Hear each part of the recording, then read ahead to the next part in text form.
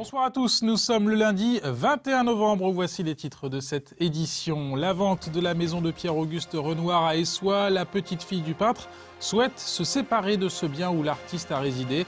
Une souscription a été lancée par la municipalité pour acheter cette maison d'une valeur de 500 000 €, un achat qui pourrait doper le tourisme dans la commune. C'est un concours de beauté qui vise à distinguer les plus belles femmes rondes. L'étape champardonnaise de l'élection Miss Curvy s'est tenue samedi soir à la grange de Lusigny-sur-Barse. Sur scène, des femmes fières de leur rondeur. On est bien loin ici du standard des mannequins, mais l'essentiel est qu'un message de tolérance soit passé. Et puis un retour sur Rétroimobile. Les voitures anciennes étaient à l'honneur ce week-end à l'espace Argence de Troyes. Une 7e édition marquée par une nouveauté, un défilé de ces voitures anciennes autour du bouchon de champagne. Reportage ce soir dans ce journal. Mais on commence par l'image du week-end, celle de bus calcinés sur le parking de la gare à Troyes. 3 cars ont été incendiés dans la nuit de vendredi à samedi, vers 3 h du matin. Il a fallu 1 heure aux pompiers pour éteindre les flammes et pour limiter les risques de propagation. Un bus appartenait à la société Auboise Prêt à Partir, installée à Marolles-sous-Lignières. L'entreprise estime le préjudice à 10 000 €. Les 2 autres bus faisaient partie de la compagnie Trans Champagne-Ardenne. Cette dernière, qui estime le préjudice à 40 000 €, précise qu'elle recherche un autre parking plus sûr pour stationner ses véhicules à Troyes. En attendant, les carcasses sont toujours sur place. L'enlèvement est d'ailleurs à la charge des compagnies concernées. Elles attendent le feu vert de la police pour nettoyer les lieux. Pour les dirigeants des 2 entreprises, l'origine criminelle de l'incendie ne fait aucun doute. Plus qu'une transaction immobilière, c'est un véritable enjeu touristique pour Essois. La maison de Pierre-Auguste Renoir est en vente. Nous vous l'annoncions en exclusivité en octobre, c'est désormais officiel. La petite fille du peintre souhaite se séparer de ce bien familial où l'artiste a résidé au début du XXe siècle. Pour l'acquérir et ainsi développer l'offre touristique autour du peintre à Essois, une souscription a été lancée par la municipalité. Les précisions d'Annabelle Millet. C'est Madame Renoir qui achète en 1895 ce qui n'est alors qu'une grange. Et c'est là que le peintre va aménager son atelier et réaliser ses premières œuvres essoyennes. Il y a encore des fenêtres qui ont été percées spécialement pour qu'il puisse travailler. Donc on trouve l'endroit où il a commencé à créer à Essois. Une deuxième partie de la maison, la partie droite bien entendu, a été achetée dans un deuxième temps. Et c'est la maison de famille. On peut vraiment dire la maison de famille. Je pense que le fait que les Renoirs soient enterrés à Essois et le fait que cette maison était la maison de famille, ils ont voulu retrouver pour l'éternité ce village. 120 mètres carrés au sol sur 3 niveaux, 1200 mètres carrés de terrain. La maison, 6 au 42, rue Auguste Renoir, ne nécessite pas de travaux de grosses œuvres, mais des aménagements pour l'accueil du public, naturellement. L'acquérir pour la municipalité d'Essois serait bien plus qu'un symbole, mais voilà. Sophie Renoir, l'actuelle propriétaire, n'en demanderait pas moins de 500 000 € et la vente devra se faire avant le 1er février prochain. Nous sommes en pleine recherche de fonds. Nous avons bien entendu contacté nos partenaires habituels, département, région, État, Europe.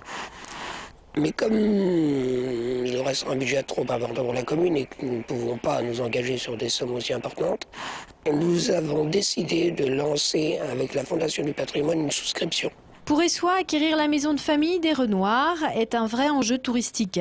Aujourd'hui, le nouveau centre Renoir et les aménagements de l'atelier attirent de plus en plus de visiteurs. Avec cette maison très riche passée, avec son génie du lieu, Essois pourrait définitivement y faire revivre le grand artiste. 90% des visiteurs nous demandent à visiter la maison. Nous sommes au bout du jardin dans l'atelier. Il y a un beau parc derrière la maison, un petit parc mais qui est très agréable. Et les visiteurs tout naturellement viendraient dans la maison et se recueillir à l'endroit où Renoir a travaillé, où il a dormi, où il a vécu. La cuisine est restée à l'identique. Et ce serait vraiment pour les touristes et pour nous, pour la ville, quelque chose de primordial. La visite du ministre de la Culture en mai dernier à l'occasion de l'inauguration du projet Renoir permettra peut-être de débloquer la situation essoyenne. En attendant, la municipalité rêve de devenir la patrie d'un de nos plus grands artistes peintres. La Légion d'honneur remise samedi en soirée à Elisabeth Philippon. La cérémonie avait lieu au centre médico-social et pédagogique Chanteloup à Sainte-Savine. L'adjointe au maire de Troyes et conseillère générale a reçu le liseré rouge des mains du ministre-maire de Troyes, François Baroin. Dans le département, Elisabeth Philippon, par ailleurs présidente du Centre Chanteloup, est surtout connue pour son énergie déployée sur tous les dossiers sociaux. Sa détermination a d'ailleurs permis au Centre Chanteloup d'être ce qu'il est aujourd'hui. Écoutez la récipiendaire juste après la cérémonie de samedi. Cette récompense personnelle, oui, quand même, elle est le fruit de longs mois et même d'années où j'ai essayé de me battre au maximum auprès de l'État, auprès de la DAS à l'époque, pour faire des dossiers, pour écrire à Philippe Bas, qui était ministre de la Santé à l'époque, et pouvoir ainsi avoir une subvention qui permettait le démarrage vraiment de ce très beau centre maintenant de Chanteloup. Et depuis 2003, je me suis battue justement pour que ce centre puisse être réhabilité. Ça a été une superbe récompense quand j'ai appris que la subvention de la Caisse nationale de solidarité à l'autonomie était attribuée dans un montant de 3 millions d'euros pour démarrer vraiment les travaux. Il n'y a pas que Paris en France. L'Office de tourisme de Troyes a accueilli en fin de semaine dernière un tour opérateur chinois. Une vingtaine de représentants de tourisme de provinces proches de Shanghai ont fait le déplacement jusqu'à Troyes. Ces organisateurs de voyage ont pu ainsi découvrir l'histoire de la ville, ses hôtels, sa gastronomie, son cadre de vie, mais aussi son commerce, comme ici avec les centres de marque de Pont-Sainte-Marie. Le but est que Troyes devienne une destination pour les touristes chinois. Béatrice Liao du tour opérateur chinois Kessa et Nicolas Villiers, directeur de l'Office de tourisme de Troyes et de sa région, sont au micro d'Audrey Allos. C'est parce que pour le groupe, pour des personnes du groupe, ils sont la première fois à Troyes pour leur faire découvrir, à part le Paris, en dehors de Paris, en France, il y a encore beaucoup de choses à faire. Peut-être après leur retour, il va faire les promotions de voyage en Europe, en France. Aujourd'hui, c'est donc le tour opérateur qui nous a quelque part aidé, ça a été une négociation avec eux, pour qu'ils puissent nous faire rencontrer les personnes susceptibles de constituer des groupes en Chine pour essayer justement de valoriser la ville auprès de leur clientèle. C'est une clientèle que nous travaillons déjà depuis plusieurs mois, qui est très compliquée pour nous parce que nous ne fonctionnons pas de la même façon. Il y a des règles, notamment comptables, juridiques, qu'il faut apprendre. Nous nous apprivoisons les uns les autres. Ils sont intéressés par un mix de culture, de shopping et de champagne. Donc nous avons la chance d'avoir quand même, nous, trois thèmes très forts qui sont susceptibles de correspondre à ce qu'ils attendent. Et c'est la raison pour laquelle nous voyons une montée en gamme, une montée en puissance de cette destination depuis quelques mois. On est bien loin des standards du mannequinat avec le fameux 90, 60, 90. Mais pour les participantes de l'élection Miss Curvy, peu importe. La grange de Lusigny-sur-Barse accueillait samedi soir l'étape régionale de cette élection dédiée aux femmes rondes. Sur le podium des candidates fières de leur rondeur, plus qu'un sourire et un physique, c'est surtout un message de tolérance qui est passé samedi soir. Le reportage de Christian Viera. Une dernière respiration avant d'exposer ses formes. Elles sont 8 femmes à avoir mis en valeur leur rondeur à l'occasion du premier concours Miss Curvy.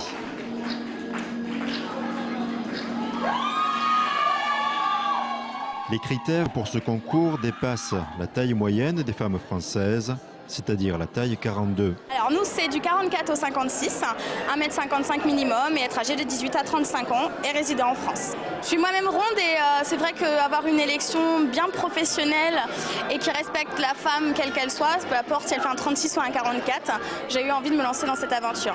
Parmi elles, 4 Auboises ont choisi de défendre les intérêts des rondes.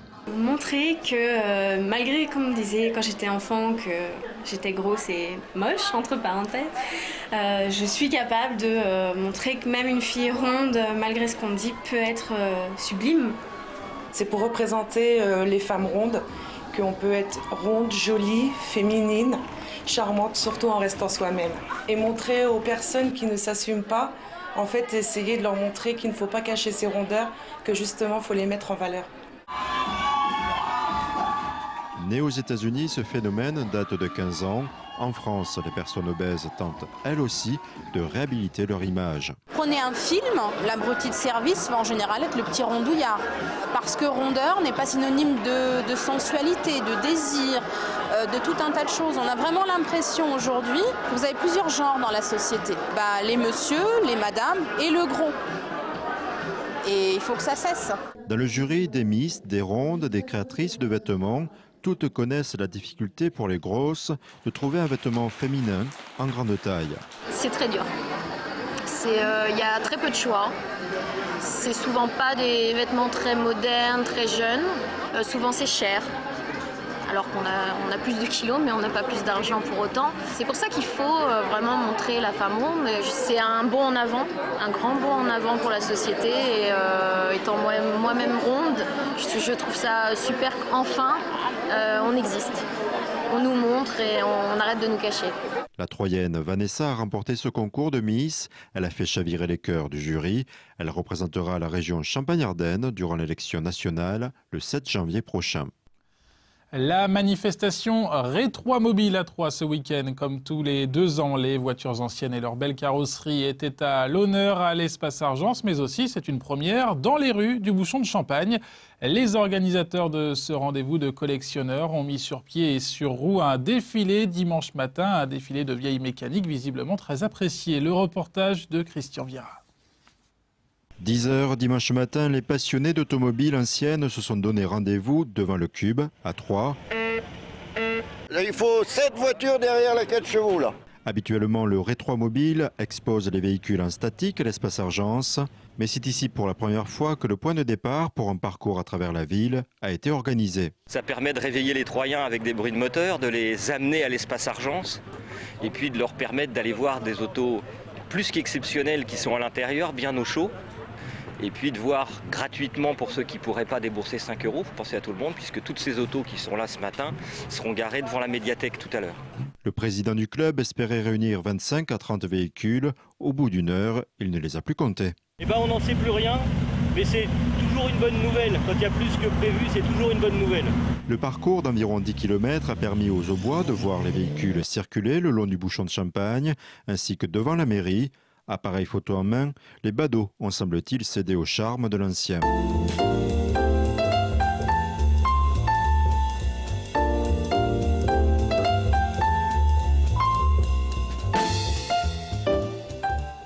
Non, mais il y a toujours l'étonnement, le sourire admiratif. Les gens ils sont toujours séduits par une voiture. Par l'automobile en général, mais surtout par la voiture ancienne. Et dans ce milieu, certains poussent le mimétisme un peu plus loin, en portant des tenues de la même époque que leurs véhicules. Je fais de la restauration de véhicules anciens et puis quand j'utilise une machine, je mets la tenue qui vient avec. Je ne vais pas mettre un casque intégral avec une machine des années 30 par exemple. Ici, les véhicules semblent de tout âge, mais le club a essayé de réunir des voitures de la catégorie Young Timer. Les Young Timers sont les véhicules qui sont des véhicules des années... qui n'ont pas 30 ans encore, qui ont des véhicules des années fin 80 jusqu'à 95. Vous l'avez peut-être vu, il y a une BMW 850i, qui est une auto pas très courante, qui n'est pas encore une auto de collection, mais qui va le devenir. On sait que déjà, elle va être une auto de collection dans les 10-15 ans à venir. Problème, ces voitures n'ont ni ceinture de sécurité, ni frein adéquat. Bref, peu sûr, leur avenir sur les routes semblait compromis. On avait vendredi soir Claude Deliagneau, qui est le président de la Fédération française de véhicules d'époque, qui a tout fait auprès des ministères pour qu'on puisse continuer à rouler en véhicules anciens, puisqu'on a des contrôles techniques qui sont aménagés par rapport à l'âge des véhicules, mais on pourra toujours rouler avec nos véhicules anciens. Les plus beaux modèles étaient exposés à l'espace Argence. Durant le week-end, 75 véhicules issus de 34 marques ont été présentés. Et rendez-vous en 2013 pour la 8e édition de Rétromobile. Un mot de football avant de refermer ce journal. L'Estac s'est qualifié pour le 8e tour de la Coupe de France. Samedi, les Troyens l'ont emporté à Poitiers 2-0 contre les amateurs de l'ES Noyer. Les buts sont signés Sébastien Grax et Benjamin Psaume. En revanche, l'aventure est finie pour le RCSC La Chapelle-Saint-Luc. Les banlieusards troyens ont été éliminés 2-0 par Villers-Soutreau, un club évoluant au 10e échelon national. C'est la fin de cette édition. Dans un instant, le ciel de votre mardi dans l'Aube, grâce à la météo de Sandra Durupt. Demain, Mathieu Mercier pour le JT. Bonne soirée à tous, à très bientôt.